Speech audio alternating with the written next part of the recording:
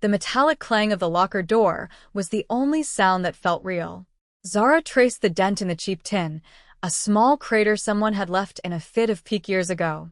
She had always found it grounding, a tiny imperfection in the sterile, white and bleach world of the hospital. Now, it just felt like another piece of a life being slammed shut. Mr. Henderson's words echoed in the sudden quiet of the empty changing room, sour and self-satisfied. Insubordination. Reckless endangerment. Violation of hospital protocol, Section 4, Subsection C. Your contract is terminated, effective immediately.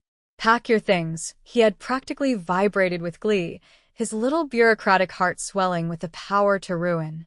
She had broken the rules. She knew it the moment she did it. The man on the gurney, pale and gasping, his skin clammy with a sweat that was too cold, wasn't responding to the standard treatment for acute poisoning. His vitals were plummeting in a way that defied the textbook. Zara had seen it once before during a specialized training rotation, a rare designer toxin that required an equally rare, experimental antidote the hospital kept locked away for extreme, board-approved cases only. There was no time for a board. There was no time for Henderson's paperwork. There was only the stuttering line on the heart monitor and the man's fading pulse beneath her fingers. So she had bypassed protocol, unlocked the refrigerated cabinet using a code she was not supposed to remember, and administered the injection. The man's heart rate had stabilized almost instantly. She had saved his life. And for that, she had lost her job. Her hands, usually so steady, trembled slightly as she folded her spare set of scrubs. The fabric was worn soft, a familiar comfort she would no longer have. 22 years old, and she was already a pariah in the only profession she had ever wanted. A good nurse, a competent one, but with a black mark on her record that would follow her to every interview, every application. She could already picture the tight, polite smiles of future hiring managers. We admire your initiative, but we have other candidates whose records are cleaner. With a sigh, she slung her bag over her shoulder. The weight of it felt heavier than it had this morning. The walk out of the hospital was a gauntlet of ghosts. The emergency room doors hissed open, and the familiar cacophony of beeping machines, rushed voices, and the low groan of someone in pain washed over her. For 2 years, this chaos had been her sanctuary, the place where her skills mattered more than anything else. Now she was just a civilian passing through. She kept her eyes fixed on the glass doors of the main entrance, the promise of the cool night air a distant comfort. Henderson was waiting for her in the lobby, his arms crossed over his chest like a petty king guarding his castle gate. He had an unarmed security guard with him, a man named Frank who always saved Zara a donut on the night shift. Frank wouldn't meet her eyes. "Just making sure you find your way out, Ms. James," Henderson said, his voice slick with false concern. Zara ignored him, her gaze locked on the exit. Just a few more steps. Then this whole nightmare would be behind her. But the automatic doors slid open before she could reach them, and the entire atmosphere of the lobby shifted. The air grew still, heavy. The low hum of the vending machines and the distant television seemed to fall silent. 3 men entered. The 2 on the flanks were broad and silent, their dark suits doing little to hide the disciplined strength in their frames. They moved with an unnerving economy, their eyes scanning the room without seeming to look at anything at all. But it was the man in the center who commanded the space. He was tall, his posture ramrod straight, encased in a suit of such exquisite tailoring it seemed less like clothing and more like a second skin. It was charcoal gray, the fabric catching the harsh fluorescent light in a way that spoke of impossible expense. His black hair was expertly cut, every strand in place. He moved like the room owed him space, and the people in it instinctively gave it to him. Henderson, ever the fool, stepped forward. "Sir, visiting hours are over. If you have a medical emergency, please check in at the ER desk." The man didn't even glance at him. His eyes, dark and sharp as obsidian chips, swept the lobby and settled on Zara. They were intelligent eyes, analytical, and in their depths, she saw a coldness that had nothing to do with the air conditioning. He started walking toward her.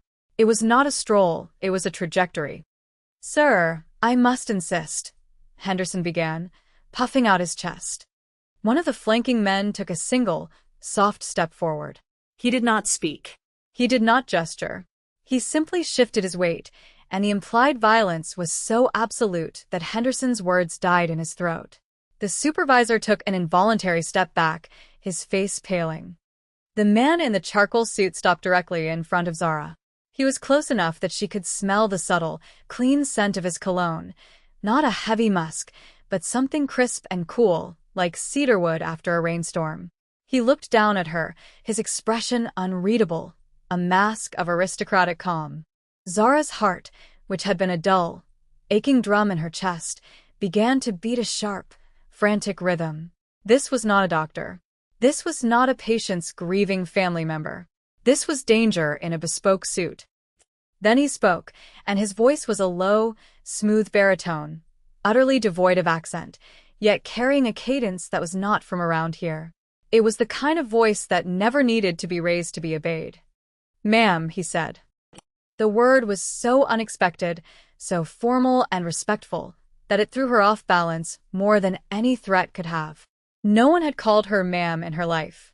It was always Zara or Nurse James or, "Hey you." He held her gaze. "Were you the nurse who attended to the man brought in by ambulance an hour ago? The one with the respiratory collapse?" Zara's throat was dry.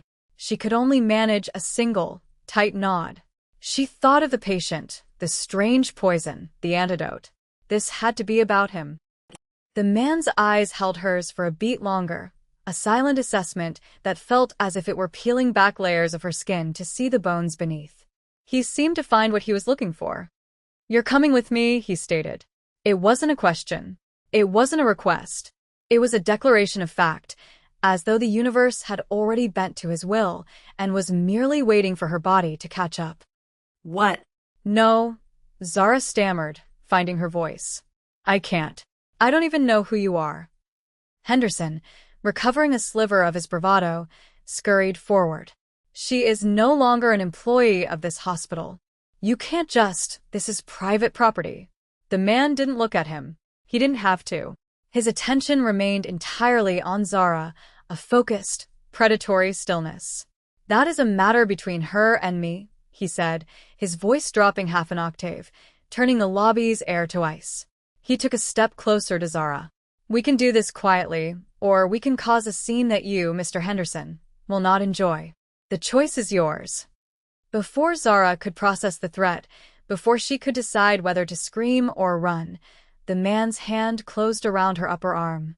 His touch was not rough, but it was inescapable. The strength in his fingers was immense, a calm, unyielding pressure that spoke of absolute control. Through the thin fabric of her jacket, his grip was a brand. "Let's go," he said, his voice for her ears only. He began to turn, pulling her with him. Zara stumbled, her bag bumping against her hip. She looked back at Henderson, whose face was a comical mask of fear and indignation. She looked at Frank, the security guard, who just stood there helpless. No one was coming to save her. No one was going to stop this.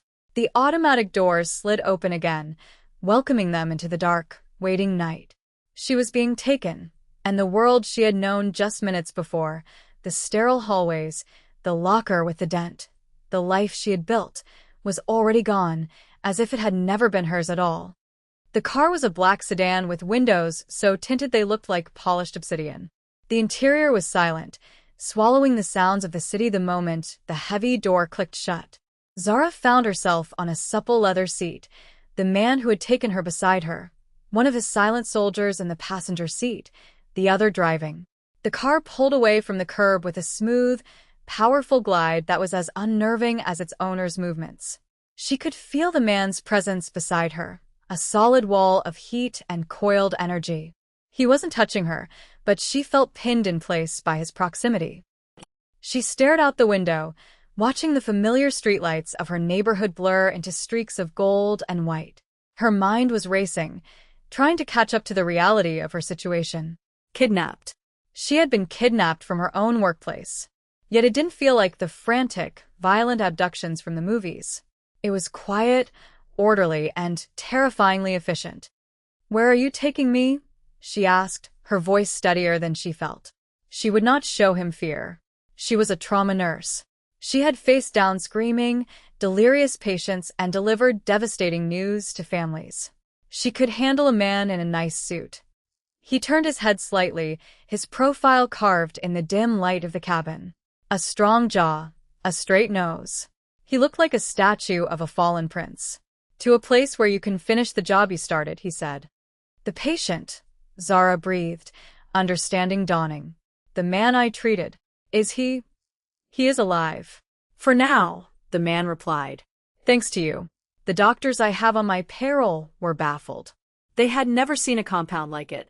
But you recognized it," he paused, turning to face her fully. How? Zara's training kicked in, the part of her that analyzed and assessed. He wasn't asking out of idle curiosity. He was gathering intelligence. "I was part of a pilot program 2 years ago. We studied emergent biological and chemical threats. That toxin was in one of the case studies. A synthetic neurotoxin designed to mimic, then overwhelm, the body's acetylcholine receptors." She spoke the clinical language like a shield. "The hospital has the antidote, but it's restricted. I broke protocol to administer it." "You got fired for it," he stated, his eyes searching her face. "Yes." A flicker of something, not quite surprise, more like confirmation, passed through his expression. "And you did it anyway." "He was dying," Zara said simply, as if that explained everything. To her it did. The car ascended a winding road into the hills overlooking the city, leaving the dense grid of lights below.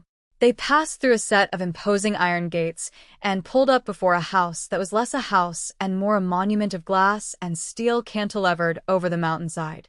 It was stark, beautiful, and as cold as its owner. Inside, the silence was even more profound. The decor was minimalist to the point of being monastic. Black leather, polished chrome, dark wood floors. No photos, no clutter. Just space, and a panoramic view of the sprawling city lights through a wall of floor-to-ceiling windows. It was the home of a man who owned everything and cherished nothing. One of the soldiers led her down a hallway to a large room that had been converted into a makeshift ICU. Medical monitors and 4-stand and an oxygen tank were clustered around a king-sized bed. In the bed lay the man from the hospital. His name, the man in the suit had informed her, was Mr. Kim. He was breathing steadily now, but his face was still ashen. A man in a white coat, presumably one of the payroll doctors, stood by, looking nervous. "The antidote stabilized him, but his system is still fighting the residual effects," the doctor reported to the suit-clad man. "His blood pressure is fluctuating. We're managing it, but—" The man's gaze shifted to Zara. "The doctor believes a secondary reaction is possible. The toxin may have bonded with proteins in his blood in a way we don't understand. You administered the cure. You will stay and ensure it works." "I'm not a doctor," Zara said, her professionalism warring with her survival instinct. "I'm a nurse. I can monitor him. I can administer medication under a doctor's order, but I can't make diagnostic decisions." "You will have anything you need," the man replied, his tone leaving no room for argument. "My doctors will follow your instructions.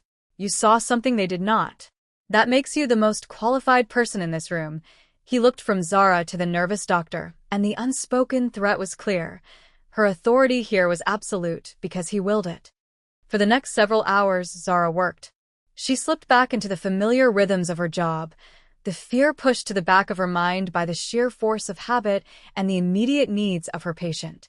She checked Mr. Kim's vitals, adjusted his 4-drip, and drew blood to monitor his enzyme levels.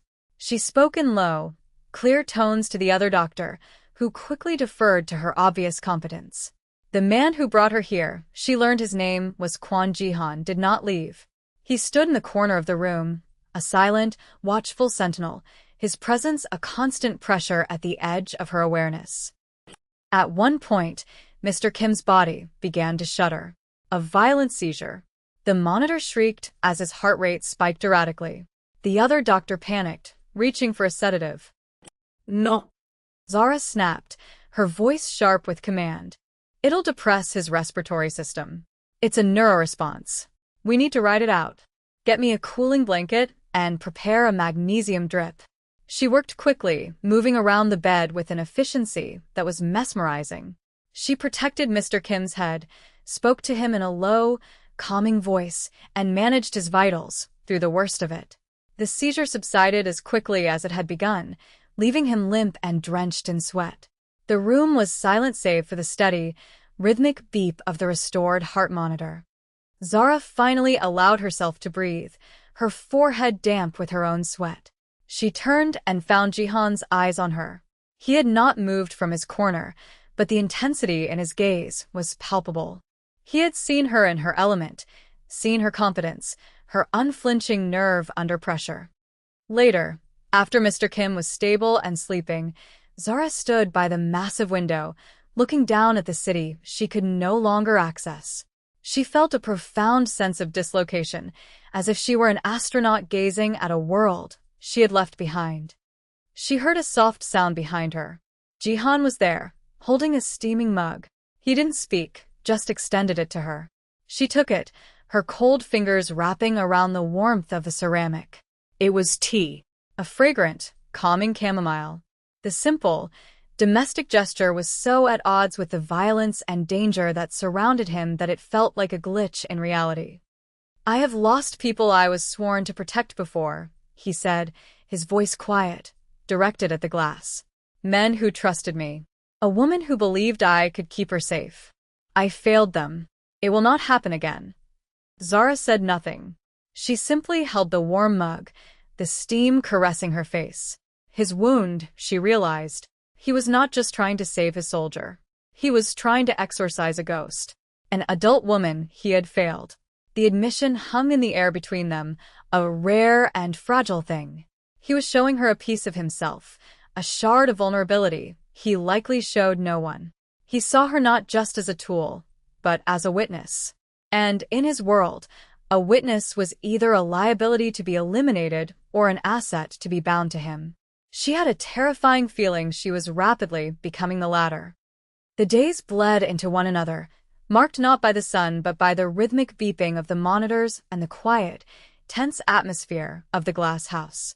Zara fell into a routine dictated by Mr. Kim's recovery. She was a prisoner, but a gilded one. She had a luxurious guest suite with a bed softer than any she had ever slept in and a bathroom stocked with expensive products. Meals appeared outside her door on a tray, always delicious, always silent. But the doors were guarded, and the panoramic windows did not open. She saw Kwon Jihan intermittently. He would appear in the doorway of the medical room, a silent observer in his perfect suit, his presence shifting the gravity of the space. He rarely spoke to her, but she felt his eyes on her constantly. It was an unnerving, intimate scrutiny. He watched the way her hands moved with deft precision, the way she bit her lip when studying a chart, the exhaustion that settled in the lines around her eyes late at night. She, in turn, began to notice things about him. The way he held his shoulders, carrying an invisible weight. The single, faint scar that bisected his left eyebrow, a flaw in his otherwise perfect mask. The way his hand would clench into a fist for a bare second when he received bad news over the phone, the only sign of emotion he allowed himself. One evening, Mr. Kim was finally well enough to be moved from the bed to a chair.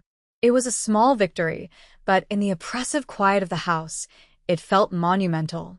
Zara was helping him sip some broth when the house alarm went off.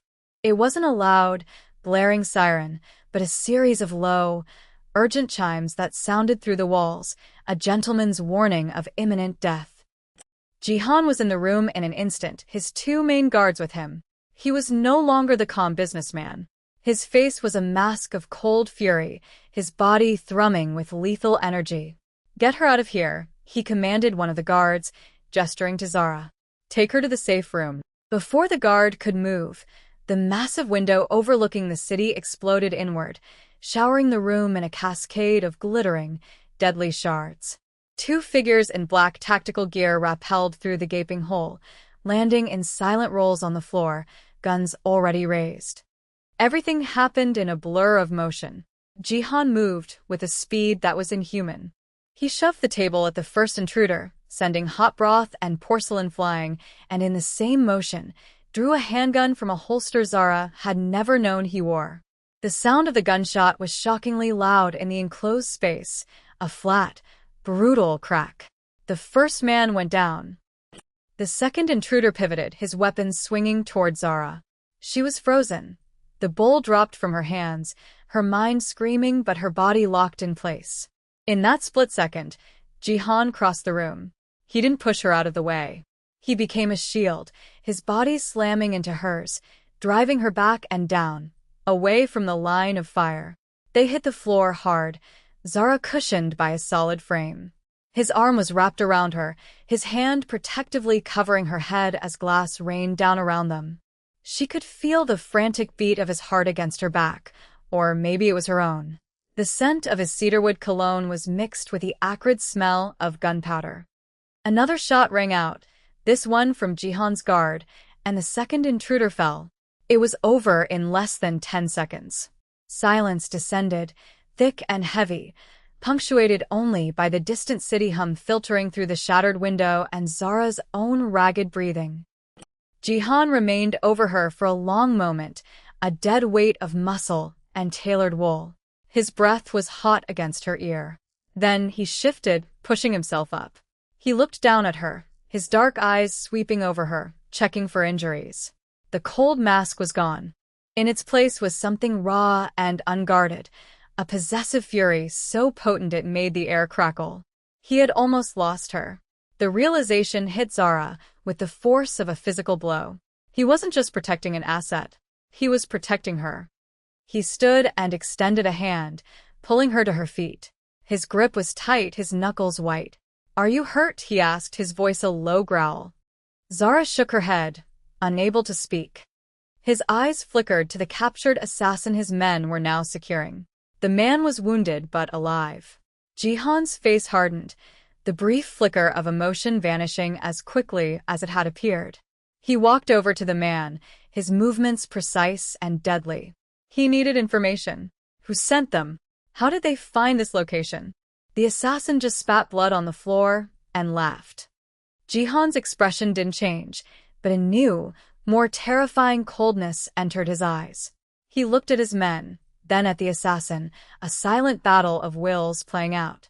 They had methods, Zara was sure of it, but they might not have time. Another team could be on its way. And that's when Zara heard her own voice, low and steady, cutting through the tension. "He won't talk," she said, her gaze on the assassin's defiant sneer. "Not if you just try to break his bones." Jihan turned to look at her, his head tilted in a silent question. Zara took a step forward, her fear replaced by a cold, clinical focus. The world had narrowed to this room, this threat. Survival. Pain is a tool. "You're using a sledgehammer when you need a scalpel." She looked at the man on the floor, at the way his arm was twisted. Her medical knowledge, a tool for healing, suddenly presented itself as its opposite. "The brachial plexus," she said, her voice barely a whisper. "It's a network of nerves between the neck and the shoulder.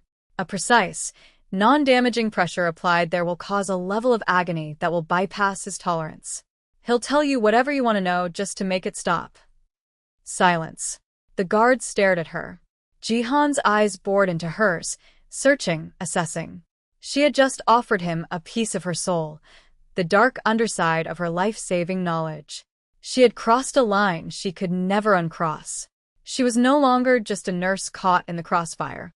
She was a participant, a strategist. Jihan gave a slow, deliberate nod to one of his men. The man knelt, and a moment later, a choked, guttural scream tore from the assassin's throat, a sound that was cut off as soon as it began.